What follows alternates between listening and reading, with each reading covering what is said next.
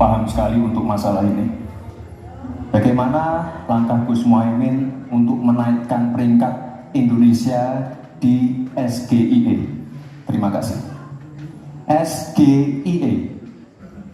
Cukup Bapak? Bapak Gibran cukup? Cukup. Baik, silakan.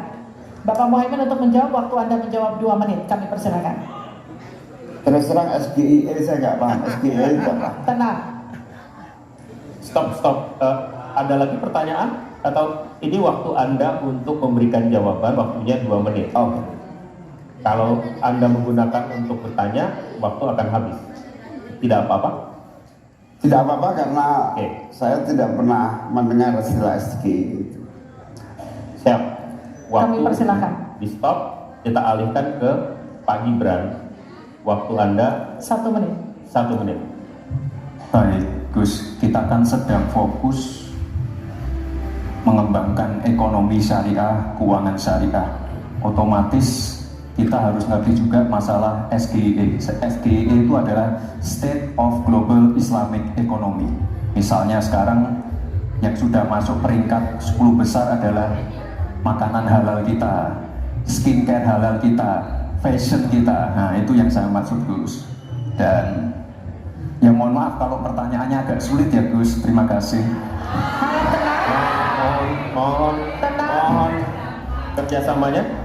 Waktu Anda, Pak Muhaimin, 1 menit untuk menanggapi. Terima kasih. Memang pertanyaan ini sungguh penting karena Indonesia dengan jumlah umat Islam yang terbanyak di dunia, sekaligus bukan saja pasar ekonomi syariah, pasar pariwisata halal, pasar perbankan syariah, tapi sekaligus punya potensi menjadi pusat ekonomi syariah dunia.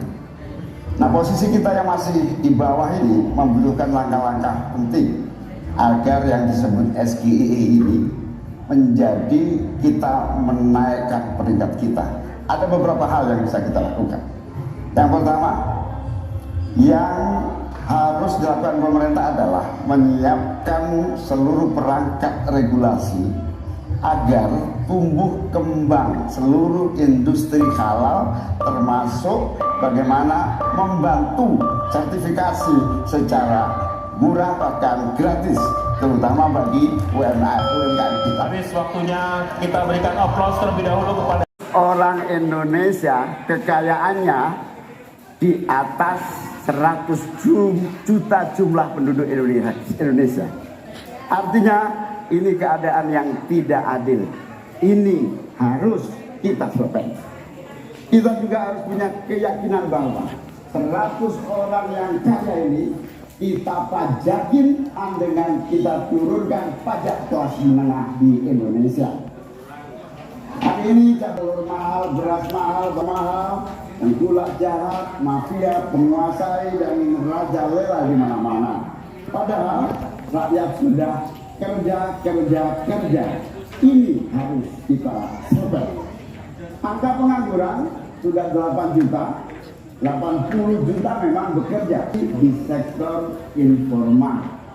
Mereka tidak mendapatkan penghasilan yang pasti dan bahkan dompetnya dipastikan tipis. Ini yang harus kita selesai. Amin menginginkan bansos yang memang menjadi kewajiban negara ini diteruskan dan bahkan harus ditingkatkan, sehingga kita ingin bansos plus yang semakin membawa rakyat kita memiliki kemampuan daya beli yang mendongkrak ekonomi masyarakat kita. Insya Allah, Amin akan memastikan 5% anggaran dari APBN atau sekitar 150 triliun kita khususkan untuk kaum muda, kamu yang memiliki energi besar untuk menjadi bagian terdepan bagi kemajuan kita. Salah satunya adalah kamu, kredit usaha anak muda yang datang untuk mengakses sebanyak-banyaknya menjadi pelaku ekonomi yang baik. Kita akan hadirkan bagaimana agar desa-desa tumbuh berkembang. Insya Allah 5 miliar per desa akan kita wujudkan tiap tahun bagi pembangunan nasional kita. Kita juga akan siapkan seluruh bantuan-bantuan yang memungkinkan. waktunya.